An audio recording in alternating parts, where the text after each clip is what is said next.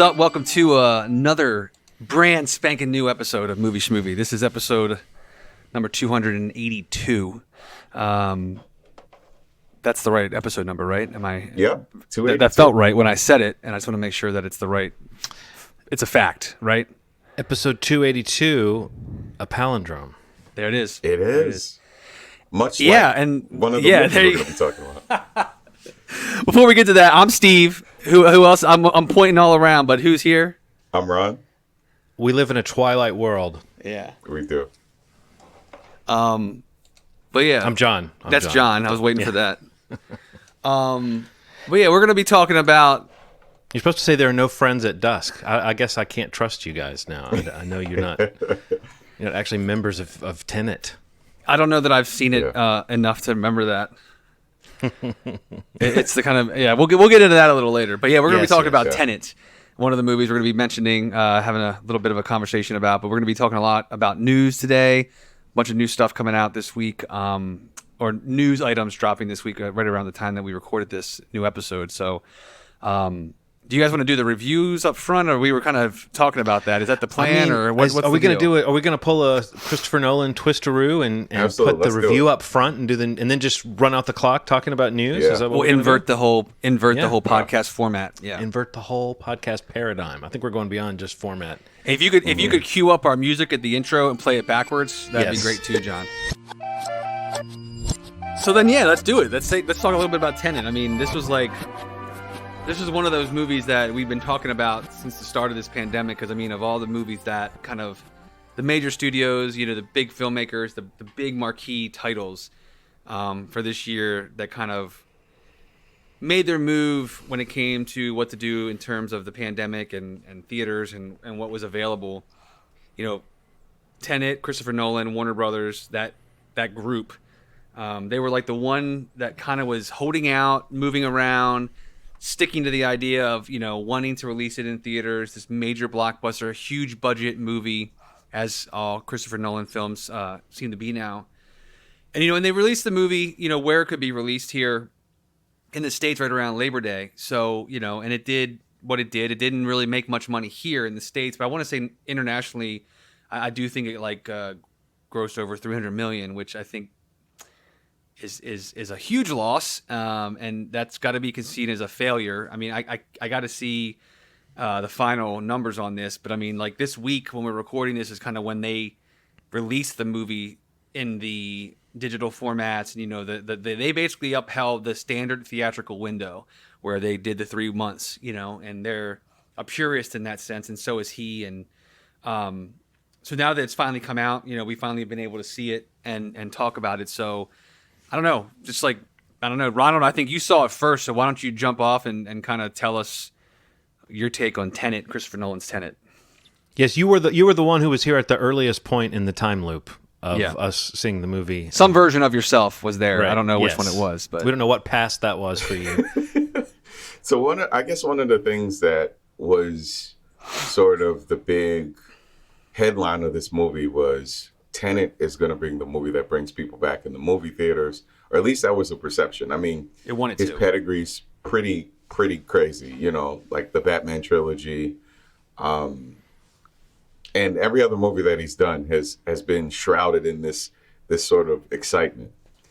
And I can tell you that this is not the movie that will ever bring any human being back, and bring them back in droves the way that he predicted. And I think that part of the reason is it being kind of full of itself, it kind of eating itself alive.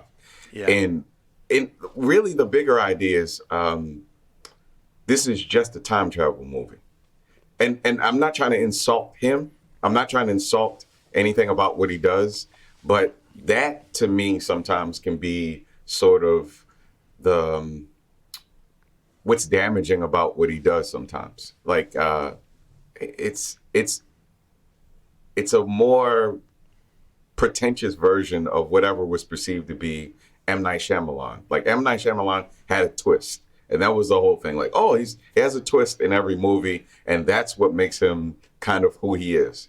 Sometimes I think that what makes him whatever people want to make fun of is him being so full of whatever idea it is. It's presented like something very, like a cup is a cup. You know, whether I drink out of a flask or something, it's a container with water in it, right? Whether you spend $500 for it or $50 for it or $2 for it, the container is a container.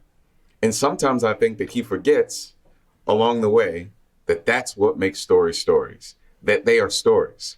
And no matter what you contain in them, that they have to not have holes in them. It can't have holes in the cup. It has to be able to it has to serve the function. And some of that is like telling a story that makes sense to you in the end. And whether you want to be artsy about it or not, I'm good with that. I'm good with artsy. You know me. We've talked at this point. I will take an indie. You're fancy. That's it. Yeah, you're fancy. Yeah, I think we all have moments of fancy. You're so artsy. You just gave us that whole thing about the cup. I'm gonna have to listen to this podcast a second time to be sure that I got it. But just like Christopher Nolan. You got it, John. You got it. I think one of the things that really bothered me was that I could not hear the movie. Oh my gosh. The fact that so let me give you some background on my experience with Christopher Nolan. I went to remember the limited showing of the Batman with Bane in it? Yeah. And they showed it in random theaters throughout, right? That was throughout the country. Yeah. They did it in random places. I went to the Smithsonian with actually one of our coworkers and watched what may have been the hardest to hear thing I've ever seen in my life. You're talking about that IMAX sequence that was the sort of the heist sequence from the Dark Knight Rises. Yeah.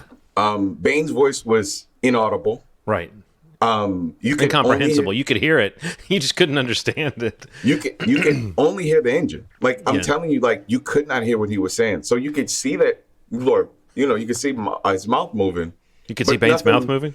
Nothing was coming out. You could see it moving. Yeah, you could see like the top part and the bottom. All right. You could see it. Calm down, John. Calm down. We get what you're saying, Ronald. So to the point where like people had to complain, and then I heard, the theatrical version, which had kind of a version where the audio was sitting on top of the movie, where the audio of the movie was here, was at a lower level, and then Bane's voice was sitting on top of it. Right. So I can't figure out if this man has a problem with audio. Like maybe he's deaf. Maybe that's the thing. Maybe wasn't that like a fuck you move in a way that like after people complained, he went and stuck Bane's voice in like this awkward. Didn't sound. It sounded like it was piped in. It didn't sound like it was in the scene at all. It didn't sound like it was a thing. Scene. It was in the scene, and that has been like a problem for me. Like I feel like there are things throughout his movie, even Inception, because I've watched a 4K version pretty recently, where there's just inaudible dialogue. Like it's just like the music's too loud, and what is he doing? I guess I feel like it definitely was like it became the problem where everybody was talking about it with Dark Knight Rises. Yeah. It became real. And in this film's release, it's been exponential in terms of people talking about that, when it was in theaters and critics that were able to see it. And I totally agree with everything you're saying. Like, I feel like if not for subtitles, I would have probably missed half of this movie. Right. And, having to force subtitles is not like, not that I mind. I'm a fan of subtitles. Like sometimes I just have them on anyway, but it's just like, to use it or for me using it as a crutch because there's a couple of scenes in Tenet, like specifically when Brannigan and the Becky are on that boat and like he's basically telling her the whole thing like if I'm a tiger or whatever that thing was he was saying. That whole scene on that boat, the mix of that whole thing was probably the worst of what you're describing in the movie. Like you could hear the boat's engine more. The ship's engine more than you could hear their dialogue. And that's like, it's a really weird thing. And you gotta believe that there's like, it can't be like the exception that all these people are like complaining about that. Like film critics, cinephiles, audiophiles, like people who have a very like educated opinion on this type of thing. And I'm not saying I'm that at all. But, I've watched a lot of reviews and I listened to a lot of podcasts where people were literally saying the same thing you just said. so yeah, I don't know what the cause is, or like, you wonder, like, half joking, like, is he have a hearing problem? But it's not even that. It's just, it's got to be in, the way he just likes the mix, like with the sound and everything, like the sound editing rather than the mix itself. But I don't know. It is really weird, and it was distracting. Like, beyond what we will discuss in terms of like thinking about the movie. Like, you've already kind of gotten on that topic, but the audio thing, outside of just the movie quality, anything like that, the narrative, the plot or lack of, it's just it's very distracting. It's a problem, Like, I totally agree with you. And even to speaking to what you were saying, like, in terms of like, this is like a time travel movie, or the cup is a cup analogy that you just used, like, it is that. And I think that kind of is something that he's becoming known for, that it's almost becoming a problem. But I think it's enabling, though, because he is Christopher Nolan, and like, he is the one, the golden boy at Warner Brothers. And that time is obviously changing, and we'll talk about that when we get to the news portion of this podcast. But like, I think the blank check nature, and this the type of filmmaker that he is, where he just, everything he does is kind of like marketed and presented and kind of packaged as like a shiny new thing, where it's really not that. Like you just said, like, this is a time travel movie kind of mashed up with like a spy, globe-trotting adventure film that isn't really as impressive as it thinks it is. Honestly, I totally agree that it's kind of, it's a little pretentious, and it seems to think that it's like way more groundbreaking than it is. And I think that statement is what breaks the film, I think, because I think that it kind of becomes way too stuck on itself, and and all of the, like, we'll probably, I guess, stay away from spoilers for the most part, because I don't know that we're not going to spend too much time, but like, all of the ideas in this movie with time travel and inversion and going forwards and backwards, just the simple number of times that they do it really does challenge the viewer to really keep up and understand what's going on in this movie, beyond the audio problems, beyond narrative or a lack of plot. Like, just the flex that it tries to make in terms of like, look how slick that was, like when he went through that turnstile. Wasn't that cool? Yeah. Wasn't that bullet coming out of the, like, and I'll say, like, a lot of the filmmaking I am impressed by. Like, I think that there is a lot on the screen that is impressive, simply because the scale of this movie is like massive. And, there are some shots that I think are really impressive, but that all falls very shallow for me if I'm not like completely into the story and completely into the characters, and like have any feelings towards any of the characters in the movie at all. And I feel like that was a big problem for me with this, is that I kind of felt cold the whole movie and did not connect with the protagonist at all, and really had no interest in like seeing the success of what they were trying to do. Yeah. What about you, John? I mean, you guys have touched on so many of the things that, if you were going to go down the list of like things you've got to say about this movie, the sound design was horrible, or the sound mix was horrible. I mean, it's like, whatever it is, whether it's an aesthetic choice, which I do think it is. I do think Christopher Nolan has all these stylistic tics that he kind of indulges in, and we kind of love him for it, and we sort of mock him for it, And obviously, we're taking a little bit of a critical tone to this one, because it is so up its own ass, and it does spend so much time trying to explain this time travel concept that we sort of get, and it is cool the way they visualize some things. And I think the technical complexity of some of those scenes you're talking about, Steve, where there's things moving forward in time and backward in time, and you have to try to keep track of that. And that is the game of this movie. It is a genuinely complex scenario, but the story is really not that complex beyond that. And the characters, even though I was sort of glad we didn't have like scenes of them at home with their families, or someone's got a little girl that they're trying to save, I was sort of glad that the characters were devoid of those sorts of like scenes that don't have anything to do with the main thrust of the plot, because I don't think Christopher Nolan handles emotional material that well, or at least like normal human behavior that well. I was sort of glad not to have it, but in a 2.5-hour movie, you do end up with these one-dimensional characters after a while. That's the key. Yeah. I think the first hour and a half in particular are really self-important and tedious. I think once it gets to a certain, well, maybe even more like first hour and 10, 15 minutes, when it gets to a halfway point where you actually sort of, there's a pivot as far as how the movie's dealing with time and it's folding in on itself. And the midway point, I think it might actually be right in the middle of the movie is when this point happens. I think from that point on, it was a lot more interesting to me. Like the next hour and change was sort of like, okay, now I see what we're doing here. But it was like, we didn't need all that time to set that up. I was reminded of, what's the Tom Cruise? Edge of Tomorrow.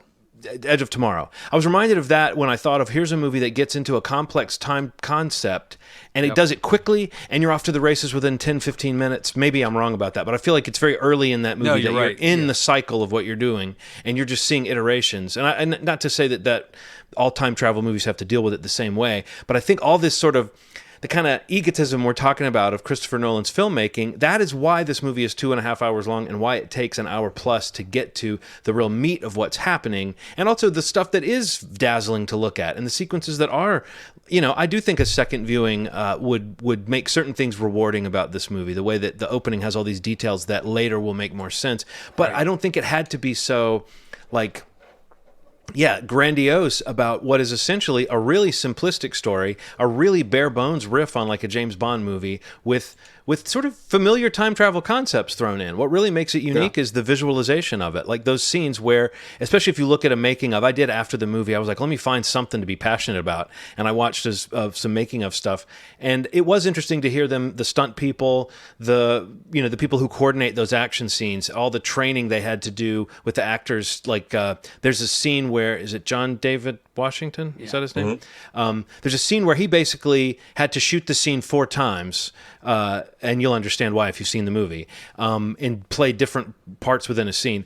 I think that is what's interesting from a technical standpoint, and I can see how everyone involved would be like, man, this movie is this interesting sort of experiment on this grand scale, but the actual movie that comes out at the end is kind of pedestrian in a lot of ways, except for those aspects, that Christopher Nolan scope, that scale, that he tries to do as much as possible within like the practical physical world, and it's all in camera and CGI is minimized. That does make this movie feel special when you look at it, but I don't think that's enough. It just felt kind of like style and not a lot of meat. Yeah, no, that's totally it. One of the things that really bothers me is the rules of the time travel have to be defined pretty early, or at least when the concept is introduced, right? When you present the idea of time travel, you have to simplify it enough that, let's think about Back to the Future or Looper. Looper to me is probably one of the better explanations of a time travel concept that isn't quite as popular as some of the others, right? So it happens, they explain the rules, and then they kind of show you a version of it happening. Yeah. So they're like, hey, this is it happening. Oh, you can break this rule? Oh, yeah, if you do this thing, you can break this rule, right? As I'm watching this movie, I didn't understand what the fuck was happening beyond the fact that the rules were the rules that they were. Yeah. But that seemed wildly, it seemed like almost in the way that if you ask me what is time travel, I'm just like, it just is the ability to go back and forward. Nothing else. Yeah. I wish it was a little more intricate. Yeah. I do think it reminded me of Looper in that one respect, in that the way that they handled time travel, it does have its own little set of parameters to it.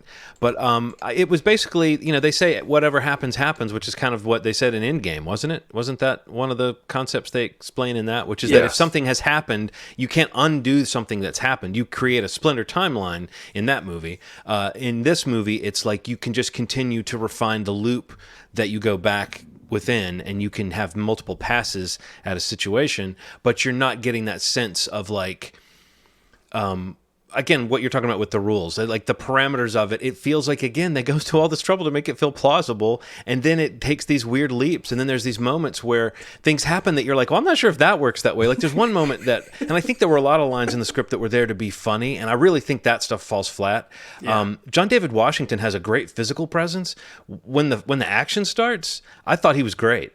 I don't know that he has like, there's something kind of, I don't know, soft in his demeanor. I kept trying to find it to be like an interesting spin on the leading man, but it kept feeling like he wasn't quite selling some of the dialogue that he was being given, and that might be a fault of the script. Because, like I said, I think he was really convincing in the large part of the movie where he's running around and kicking ass.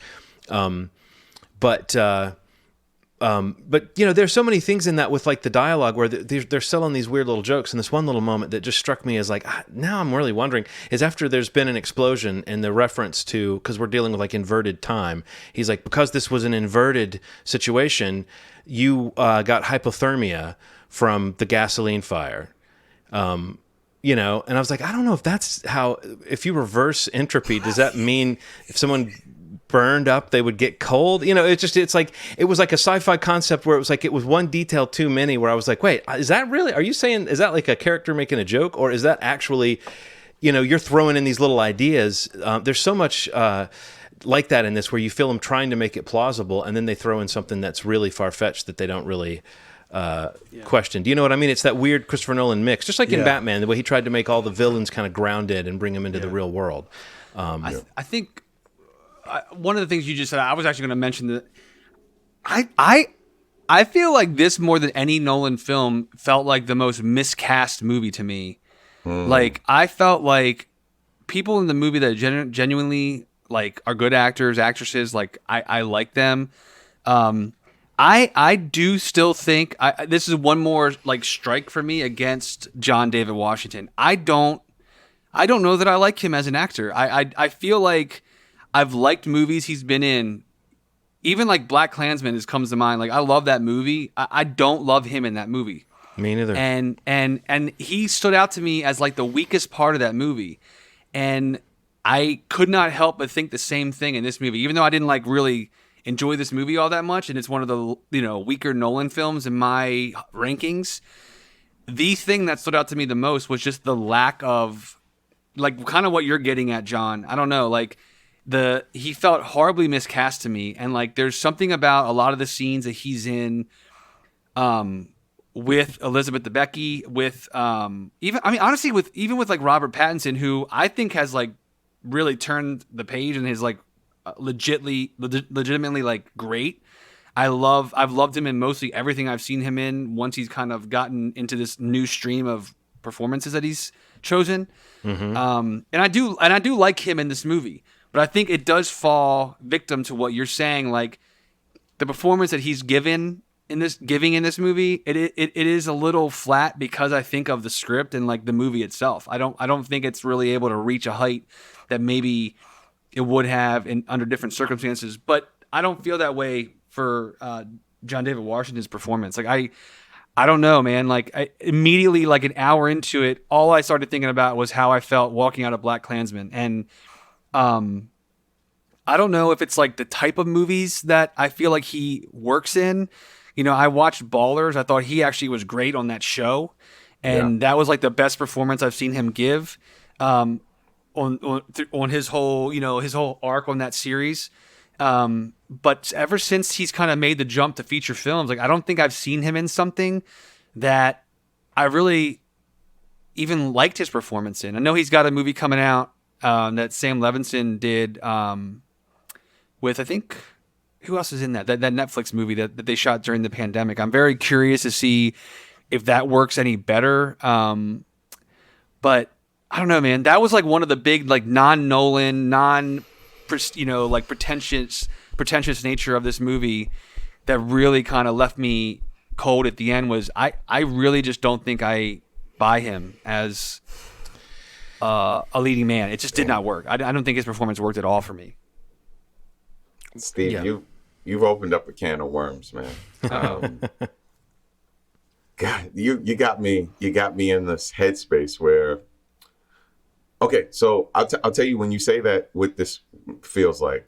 You know how we were watching the miniseries on HBO with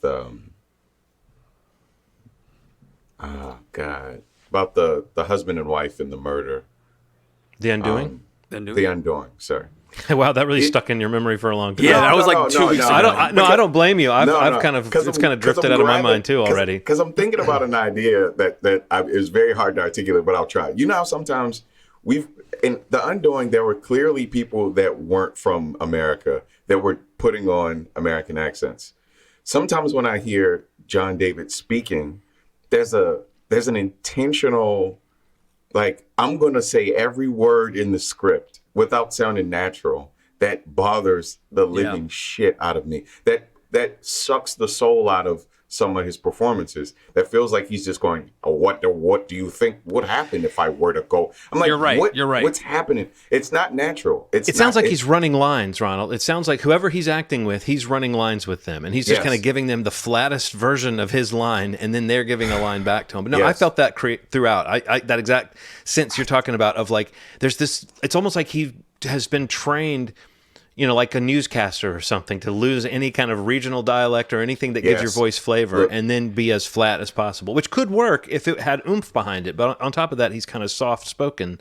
And I think that sort of is the icing on the cake of what we're talking about. It's just, and I think that the reason why the HBO show was as good as it was is it was something that he could attach himself to.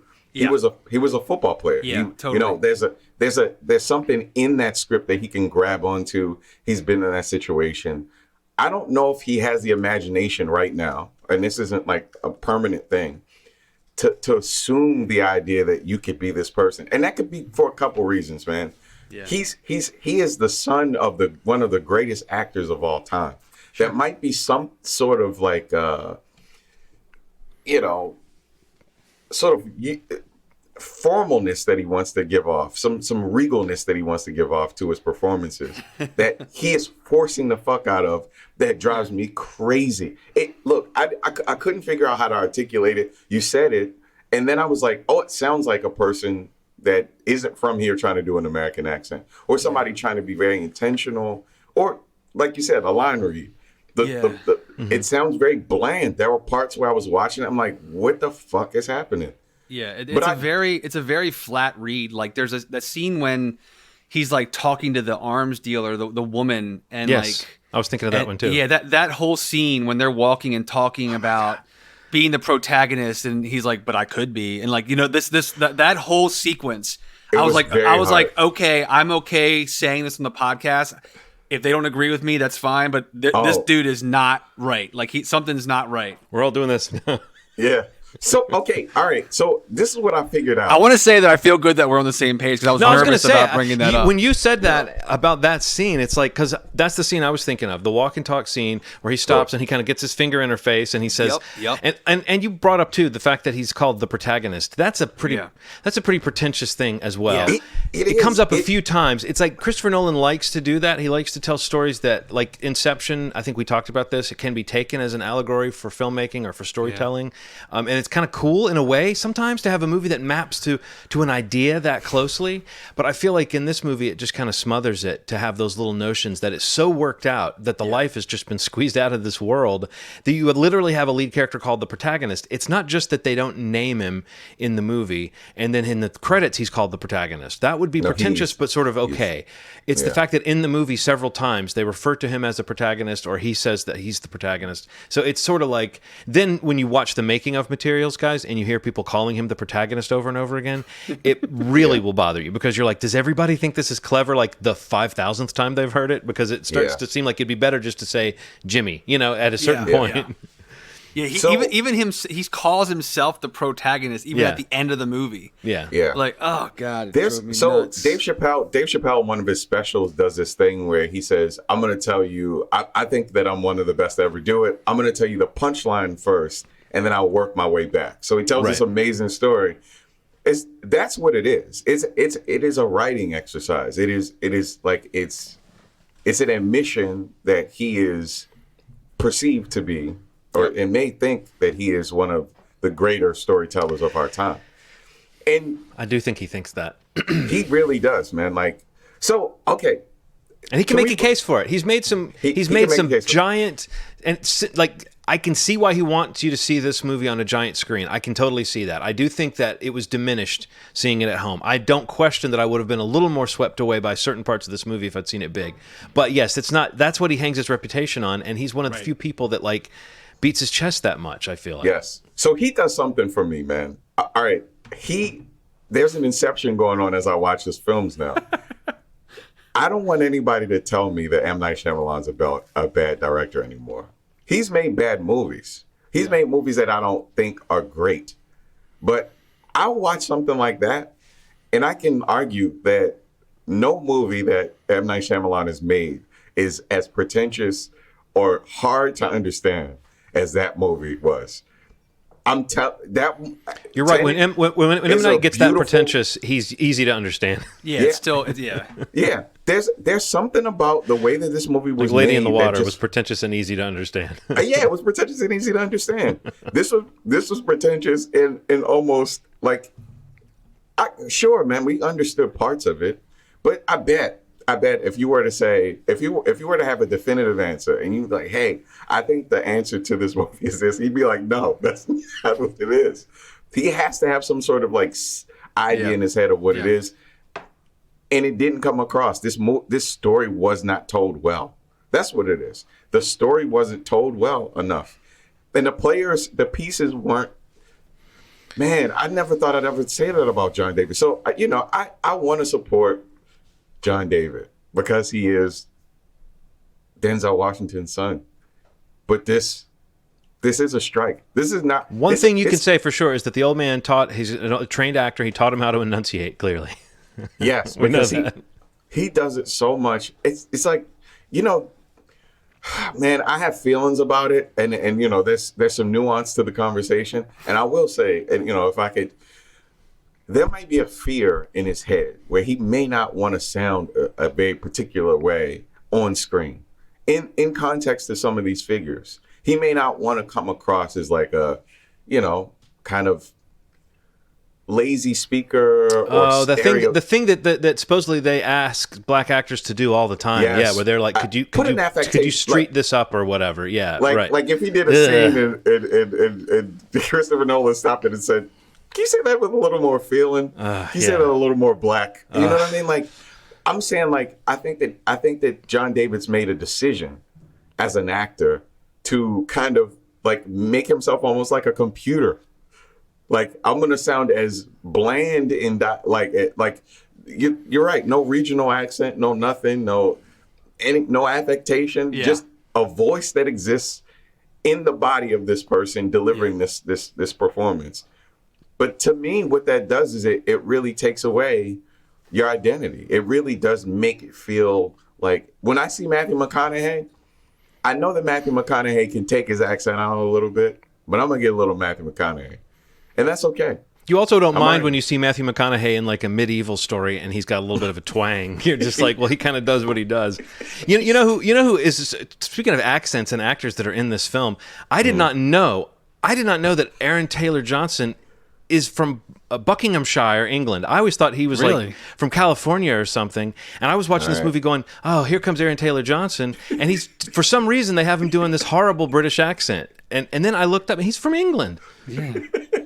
I was really surprised by that. He didn't strike me as English. Hilarious. But I really did think, man, he's slipping in and out of this accent, something fierce. This poor guy. I didn't dislike his character. I thought he was kind of an interesting part in the movie. But again, like Christopher Nolan likes to do, they throw in these characters who are, you don't really know, you don't have a frame of reference for why you should care about them. And then you get to the end of the movie and you go, oh, well, they were more important than I thought. But you don't take any particular joy in watching them emerge from the background, nor do you have moments you can hang on to. There are moments in this that play as like they're supposed to be funny and they're supposed to be warm and that kind of fun, silly, campy part of this type of story. And I just feel like that stuff fell completely flat, like those little moments of witticism. And I think the stuff we're saying about J.D. Washington, the people who know him well call him J.D. I get that. That, it's like that again. I don't think he's not like to me. He was not a black hole of charisma. I really do think that like when he starts like moving on somebody, there's something. Oh yeah. You know, remember how we were talking about how fun it was to watch like Henry Cavill fight in Mission Impossible or what? Like certain actors are just fun to watch. And I thought he was fun to watch when he was moving, but yeah, there's something lacking. And again, I think it has to do with the concept. It's this geared idea. You're watching, like cogs in clockwork produce something that's supposed to, at a certain point, make you go, oh, shit, that's what's going on. And Christopher Nolan loves to do that. And he has the patience to do that. Like a lot of filmmakers don't have the patience to put together something on the scale that he does. And the visuals will get you pretty far. But yeah, I think there's something in there with the characters and the acting in this that is the reason why it feels lesser than his other movies that are guilty of a lot of the same stuff we're talking about, the kind of pomposity, but they somehow pull it off with an emotional moment or a hook of some kind, you know? Yeah. I also thought the villain was really weird. Oh, man, Kenneth Branagh. If we're talking about John David, like let's really highlight the villain in this movie. The opposite form of acting is Kenneth Branagh, who like they're literally building new scenery behind him because he's just eating it as he goes. Like turn the volume on 150, and then like he was such a stereotype of a villain. It was very hard. You know what's weird though? The punch at the end, the part that was supposed to be like the emotional moment, kind of sat with me. The idea. Yes. Whatever you mean the very last moment between the characters? Yes, the very last moment. Yes. Presenting that to a human being is devastating. Whatever the circumstances are with time travel and things like that, and then the punch at the end really did sit with me. But you know why that part worked? Why? Pattinson. There's something about, but Pattinson is like the bit of warmth you can get from this movie. Honestly, he's the one guy who seems to be, honestly, as not just as an actor in the movie, but as a character, he seems to be the one guy who's having a little bit of fun doing this, or who has like a heroic attitude about just throwing himself back into it. And I like what it suggests about him, that he's just working this loop. Anyway, I don't want to say too much more, but yeah. But you're right. That last moment landed because of that felt real. The two men, their kind of partnership. That's the one sort of human. Well, I guess some of the stuff with Elizabeth Debicki, she's good, and so she's able to bring something to her part. But I still felt like her relationship with John David Washington was hard to categorize, and might be because of his colorless acting that we've been talking about. Yeah, it was. Yeah, I don't know. In general, it's definitely like subpar Nolan for me. I mean, I'm generally like a big Nolan fan. Like I love Dunkirk, his last film, and really most of the movies that he's put out, I've loved. So even the ones, even the Batman trilogy, which varying degrees of general popularity, but in general, I do enjoy all those movies. But this is definitely a step down for me. Like it definitely got to a point where it felt a bit too pretentious, a bit too full of itself, and like really kind of just trying to be clever for clever's sake and like do something different, where it really wasn't doing anything different besides being like more like compounding, like confusing, It was like intentionally trying to do that. But yeah, I agree, John. Like I feel like I would have rather seen this in the theater, just for the experience. I do think there's some filmmaking on display, and just like some of the technical achievements that's there. Like I do respect and appreciate that, and I could definitely give the movie credit for that. But as a story, as a a narrative, it just didn't work for me. And this would be I don't even know how we would say this, like a hold up or a wait for it. I don't know. We waited for it already. You know what though? It's like you've already waited for it, or we haven't waited for it yet. Right. Wow. Yeah. Oh. Shit. I don't know. Don't mess me up with time loops, man. Yeah. We've mentioned how like some of the screenwriting was kind of hard for some of these actors to deal with. There's one moment that really stood out to me. I mentioned the little joke about gasoline freezing somebody, that I'm not sure if we were supposed to think that's really what happened. But there's another part. Do you remember the part where they're like Elizabeth Debicki has just found out that what's going on to some degree, and they're talking about how this is going to be, and they say this is going to be the end of the world, and we know that she loves her son, and they keep underlining that she loves her son. And there's a part where someone says, if that happens, it will destroy every living thing that's ever existed. And she says, including my son. Yeah. Yeah. That's the kind of screenwriting that these actors have to deal with to be like establishing their character. You know, there's clunky stuff left and right in this movie, but it definitely, like, they try to keep you apprised of the important things. So I think we've kind of alluded to this already. It's not really that complicated of a storyline. It didn't have to be presented in this convoluted way that makes it kind of hard to follow. But I don't even think that's the main thing that you carry out of this, is that it's hard to follow. I think it was easier to follow than it was for me to sit through in a way. Like, one thing about watching it at home I liked is at least I could pause. Honestly, that first hour and a half, I was like, this movie sucks for like the first hour or so. And then it started getting and then the stuff that happens later makes the stuff that happened earlier a little bit more interesting because you're contextualizing it differently. But yeah, I guess this is lower tier Nolan for sure. What's your favorite Nolan before we wrap this up? Oh, damn. Probably either. Oh, man, that's tough. I'm thinking. I love to pick the undercard. Memento. Memento is an easy pick in a way because that's the one that really established it. But I feel like The Prestige doesn't get a lot of The Prestige. A lot of talk. I think I'm saying, like, he's got movie. Like some real, like, I mean, I genuinely think he's like quite impressive. Like, I love all of his movies pretty much. Like, I love Inception. I love Dark Knight. You know, I like Interstellar a lot, especially the way I saw Interstellar was an experience. Like that was like fucking amazing. Yeah. Just theatrical experience. Like, that's the one that of all of them probably that's been like that just blew me away. But I mean, Memento and The Prestige are both puzzle movies too, and yet they work because absolutely. either the acting or the characters are more clearly drawn. Totally. But I don't know. It's money, man. It's money. It's like when Lucas didn't have a lot of money to make a movie. It does, man. When Lucas didn't have a lot of money to make Star Wars, those things were easy to digest and fun and great. But once the money came around, they got real convoluted and weird. And I think that Christopher Nolan has the same issue. They're like, here's a couple $100 more million, and he's like, you know what? There's going to be time loops and fucking people walking upside down and running around. It's like, I love Inception, though. That's if we're talking about complicated films. Yeah. But again, everything that John just said about Memento and Prestige, like, those things are present in Inception as well. Like, you have a lot more character development. You have a lot more in terms of, like, just, you know, you start to, you know, there's empathy happening, and, you know, there's just much more connection to the story on a personal level. But yeah, I don't know. We can chalk it up. We can move on. Yeah. So moving away from Tenet, there's another movie that comes out next week. It actually comes out theatrically Christmas Day. I don't think it has anything released for like any kind of PVOD or streaming window yet. I don't know if they're holding on to the 3 month. I doubt it. But Carey Mulligan stars in a movie that comes out called Promising Young Woman, which was like a really big title that was buzzed about a lot at the beginning of 2020 before the world broke, and at the festivals, I think at Sundance, and I heard a lot of people talking about it.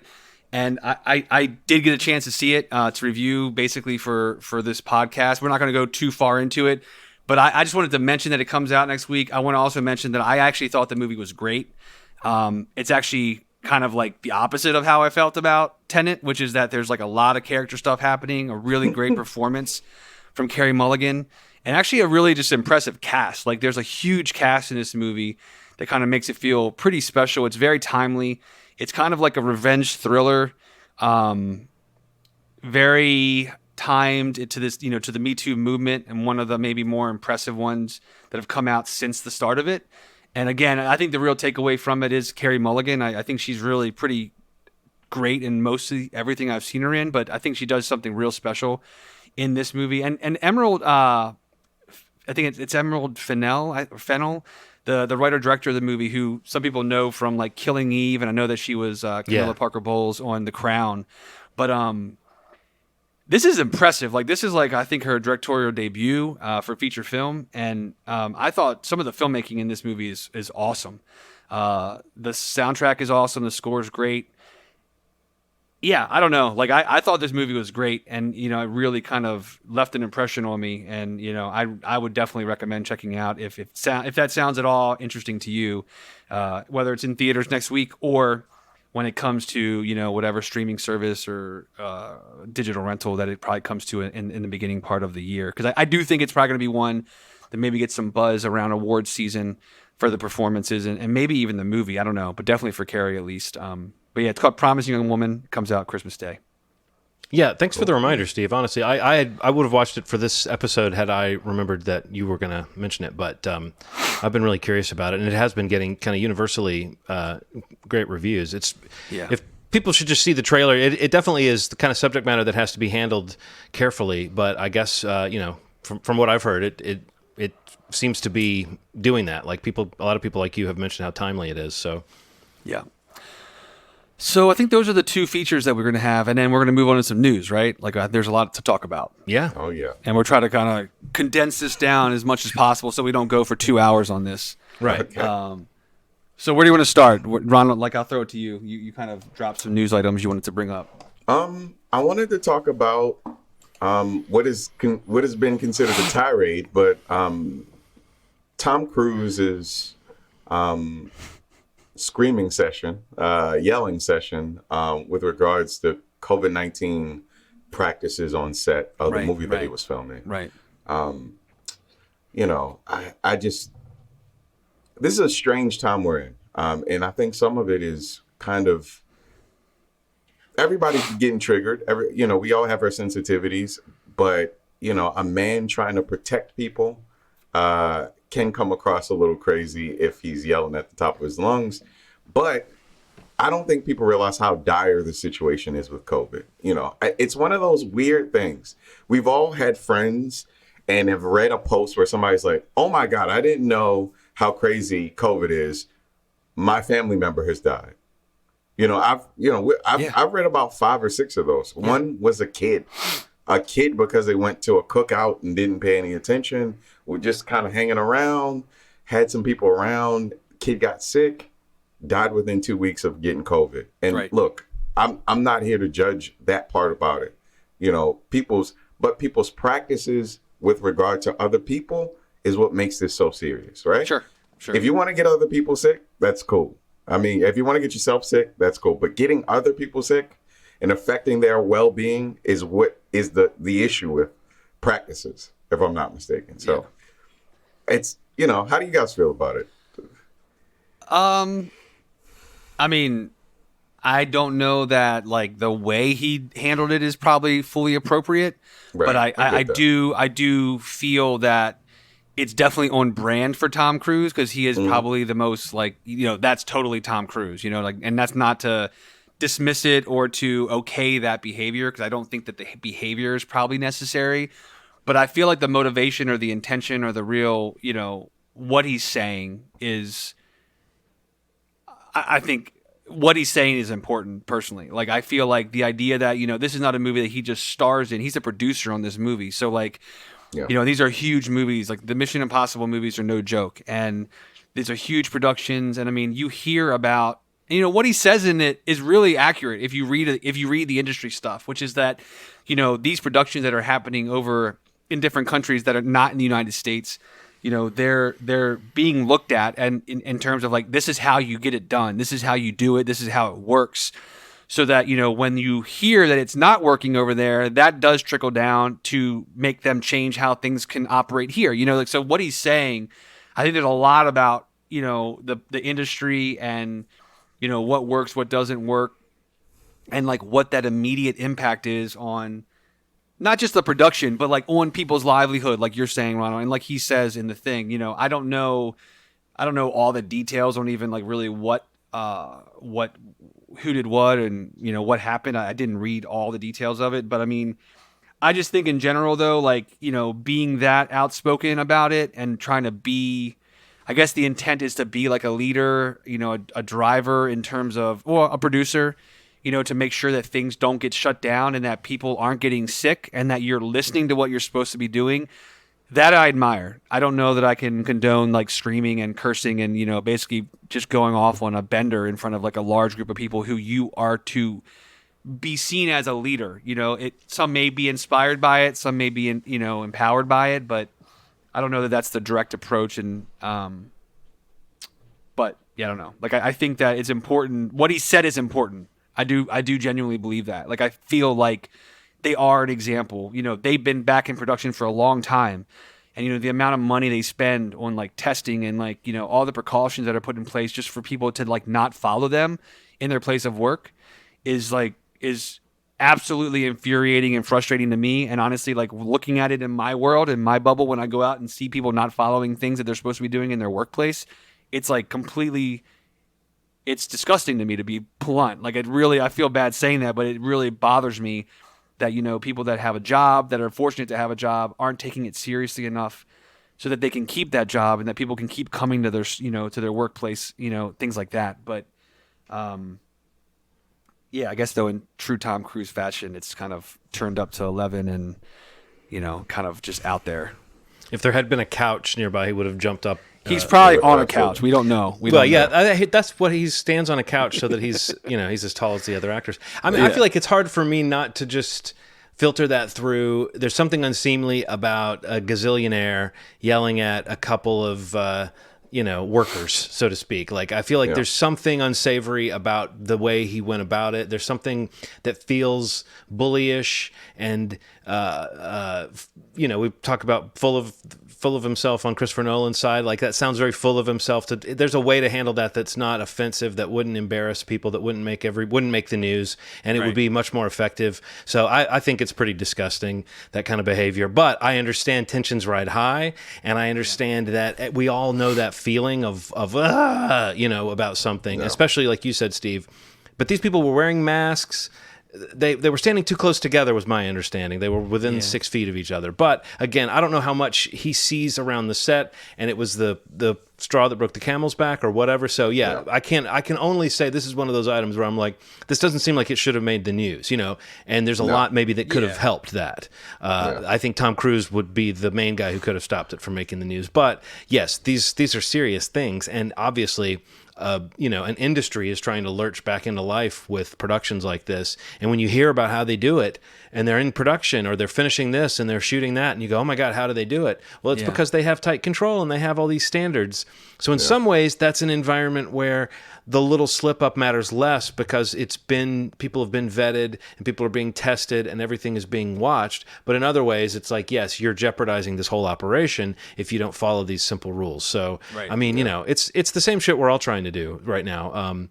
And you hate to think people were being cavalier about it or being brazen about it. That I don't know. As far as just slipping up, I could totally imagine myself slipping up and standing too close to somebody, or looking over someone's shoulder if they were asking me a question or something. And you would just hope that in that moment you wouldn't suddenly have the rage of Ethan Hunt raining down on you, for God's sake. Yeah.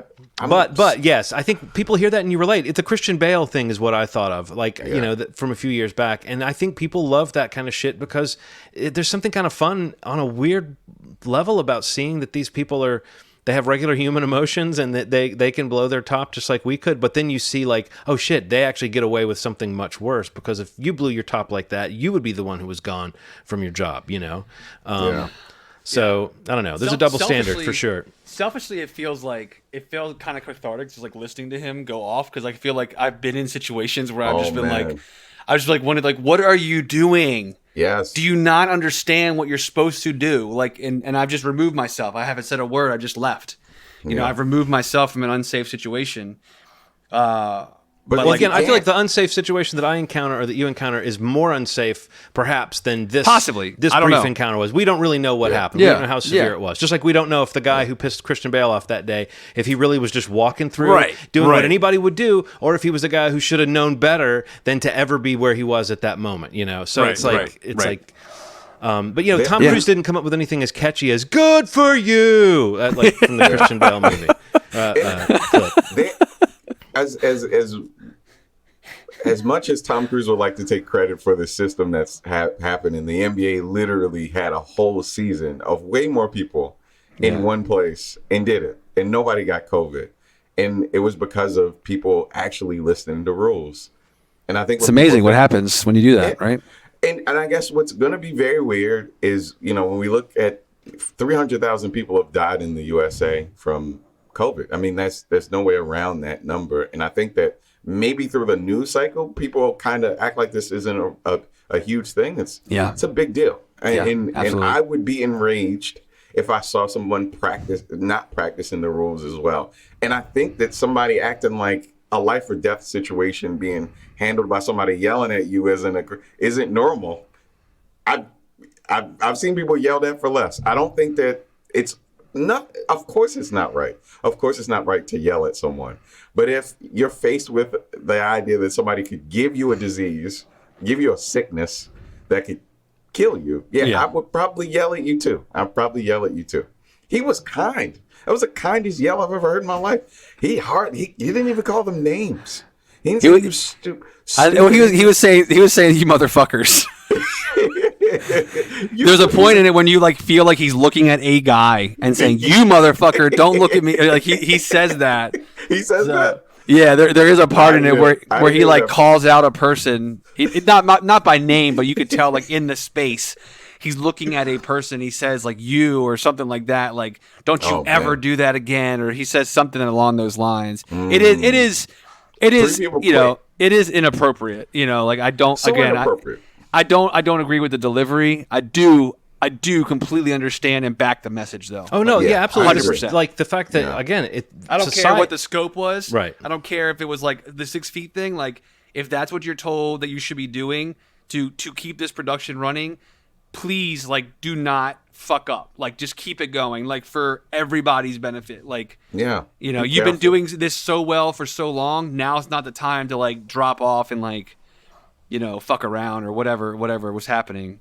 But yeah. I mean, well, right. I guess the story I heard did not sound like people were fucking around. The story I heard sounded like two people had drifted close to each other and could have been told, hey, watch what you're doing, and it would have been fine. That it didn't need to be this excoriation and threaten of being fired and all that stuff. But if that's how you like to parent, Tom, then you can be that way on a film set too, I guess. Yeah. That said, I can't wait for the next Mission Impossible movie. No, I'm so glad they're making it, especially after the Tenet experience. Yes. No. Yeah. Right. Honestly, you want to. I feel like you want that. That's the fucking movie to watch. Those movies are aces. Yep. So is it going to be when movies get made now? Is it going to have a made in a safe COVID environment in the corner of a poster? I hope so. It's it should be tagged at the end of it, in the little shot on location in London while practicing COVID. Whatever. It's going to be a little angry Tom Cruise face that's just going to be stamped in the corner to let you know, in a Mr. Yuck, the cruise protocols were enacted with a mask.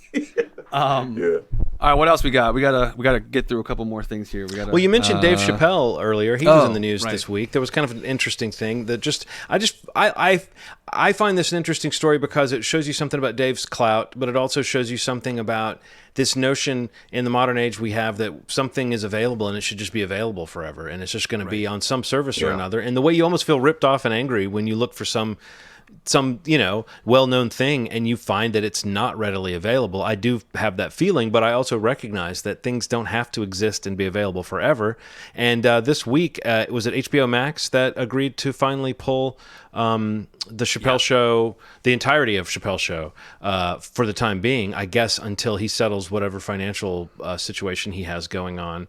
But Netflix agreed to take it down recently too. Obviously, they're in business with Dave Chappelle. The bit you referred to earlier, Ronald, is from one of the specials he's done. I guess Netflix probably gets a lot of play on those. They've done a couple, a couple blocks of them at this point. So, I mean, I don't know. To me, that's both a sign of how these companies are wanting to play ball with Dave Chappelle, and they know that he's felt burnt in the past by the way that his work was being received and handled. And now he's talking about who's profiting off of his work. And then, the other side of it is, the thing you love, the creator might like to see it taken down. You never know, so it's just I don't know. Things won't always be available forever. Yeah. It's a strange thing. I mean, I guess that's one of the things that's really cool about purchasing things yourself is that you have them, whether it's digital or physical. That purchase is actually yours for the most part. I've never had someone just say, hey, this thing that you own, we're going to take this away from you. Except for that time you lent me that Blu-ray and I never gave it back. Oh, damn it. That is one example. So I guess that could happen. There are exceptions to the rule. And I think that there's something really cool about, the history of things being taken from artists that they complied. I mean, it took a little longer than Netflix, but they complied, which means that the business, it's so strange, the idea that a person can make something and not profit from it, right? So I guess you could contractually do something like that. But is that a good thing? Are you a good person for doing that? And what's also a very weird layer to it is the people that probably set that standard of him not getting paid may not even be employed there anymore. Yeah. So it's up to the people that currently work there to make it right. And to continue that forward. Yes. To consider that for future, creators. Yeah. So it's interesting. Congrats, Dave. Yeah. Hopefully you get your money. I was about to say the best thing would be if he got paid what was fair for what he has contributed, but now nice little pivot. Speaking of HBO Max. Yep. Look at that. Finally. As of today, recording this podcast, it's finally available on Roku. I know they announced that it was like on the, what was it, PS5, or it was like that same day they announced it was going to be there too. But the big thing was the Roku, and we were talking about this. There's probably not much more we can say about it besides celebrating it. Is that it simply is like the final thing that they were missing, and it's like the week before Wonder Woman 84 rolls out, day and date on their platform, there's no doubt that the 50 million people, I think, that subscribe to Roku or that run off of a Roku platform will have the ability to sign up and check out Wonder Woman, which I plan to watch on my Roku on Christmas Day. It's exciting stuff, and it's amazing that it lasted. I'll be honest, it's amazing that it lasted that long.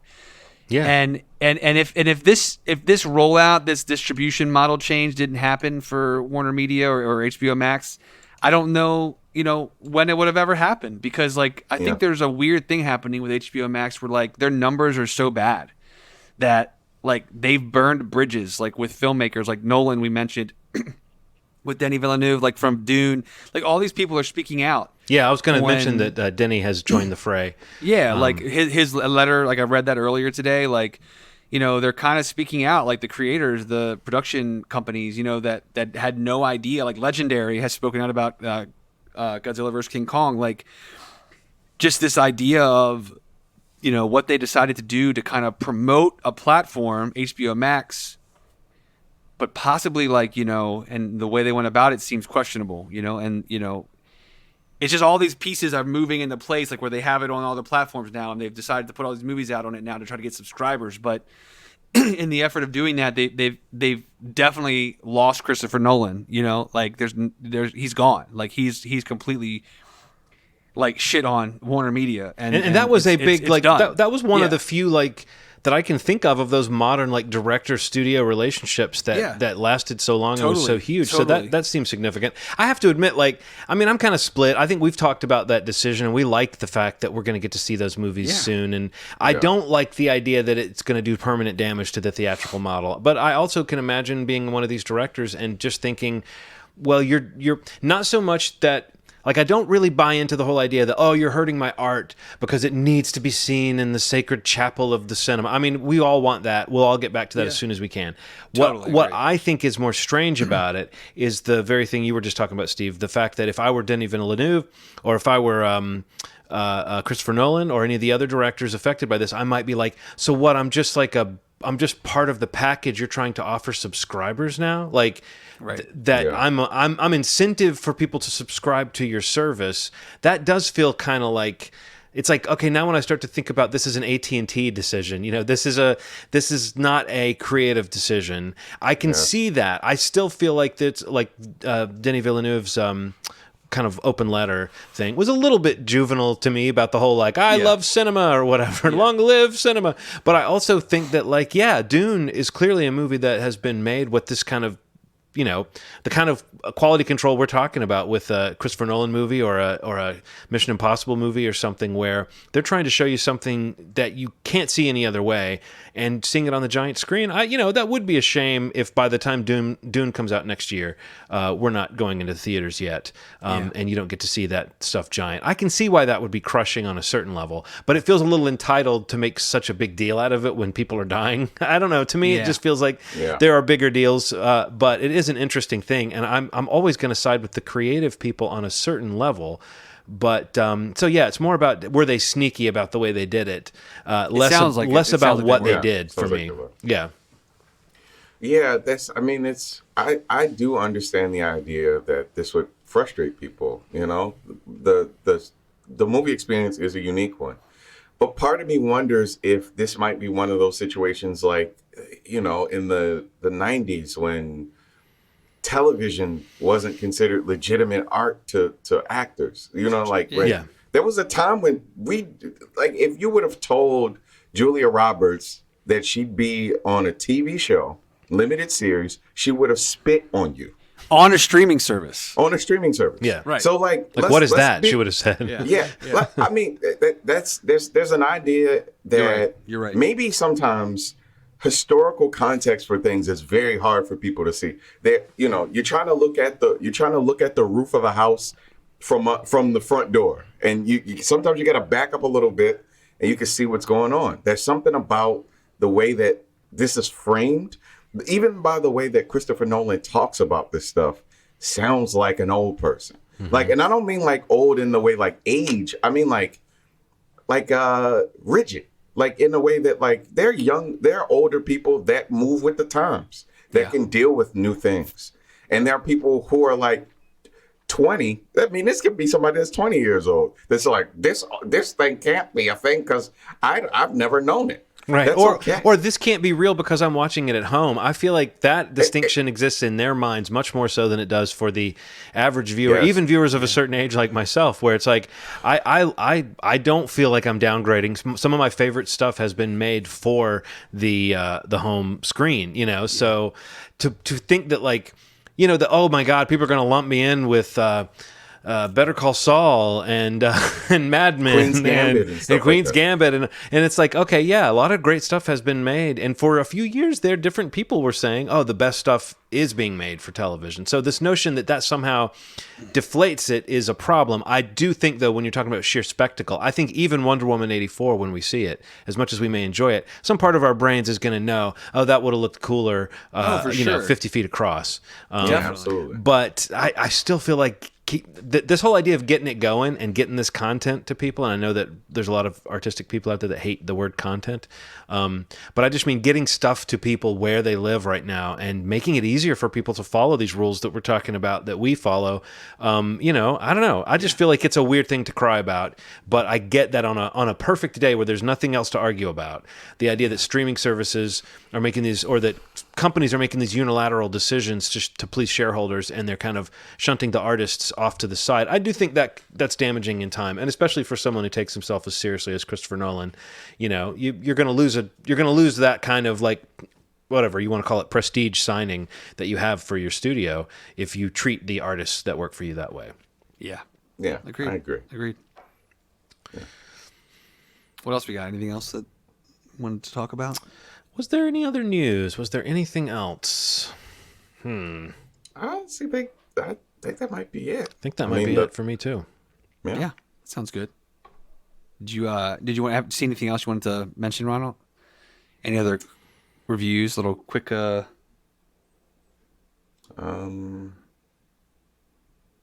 way. You haven't watched anything else? This is when we cut to just a spinning top. Well, you guys tell me what you've seen, and let me. I've seen nothing. I've seen nothing except for Tenet. Since we last recorded, dude. Seriously, I like it's a task. Like, give me 2.5 hours to watch a movie. Wow, that's a success in my book. But I've seen nothing else. Let me think. No, I honestly. Well, just save it. Okay, go ahead. Yeah. I did see one movie. I did see the Drew Barrymore movie, The Stand-In. about the stand-in for a very famous star. It's kind of like a Melissa McCarthy, kind of a physical actress, comedic actress. Like her double. Yeah, her double. Takes her place in actually, rehab or something? Yeah, she's called a stand-in throughout the whole thing, but she is a double. Absolutely. And, while, the actress decides she just kind of wants to give up, the stand-in takes her place. Okay. And it's interesting. It's definitely a commentary on the way that women are perceived in the business. It really is like a dark comedy, and I thought it was pretty solid. Cool. I enjoyed it. I thought it was okay. Update on News of the World. I still haven't seen it. Oh, really? Yeah, I reissued a screener link, and that link also is not working. Steve, man. It lets me access it. I'm working with them now to try to get this fixed, but it's like, yeah, it's working, and I get in, and it's like, you currently have nothing assigned to you. Like, cool, I'm never going to see this movie. I'm so sorry, man. Man.